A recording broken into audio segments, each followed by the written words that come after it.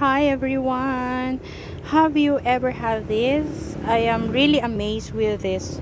It's a family of fern and we have lots of this. So ayan, cobra. Ayan yung mga giant cobra. Still available.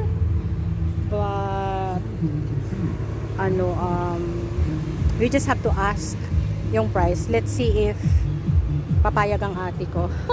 But this is really nice, no? I have my cobra fern also. Look, oh, different kind of fern. Ayan, oh. O, diba? So, we have this also. Ang gaganda kaya niya. Ayan. And, ayan, tingnan nyo lang sila. I'm flexing lots of cobra dito sa garden. Burr marks. Variegated. I have this.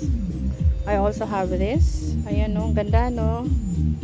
Malaki na rin yung ganito ko and I need to propa. Mag-propa na ako yan for that. And see, diba nakaka-aliw sila. Nakaka-aliw and I'm really, it's so relaxing pag dito ako talaga. So this is the thing that I really want to do. Just having mare-relax yung eyes mo in here. O diba? And ayan.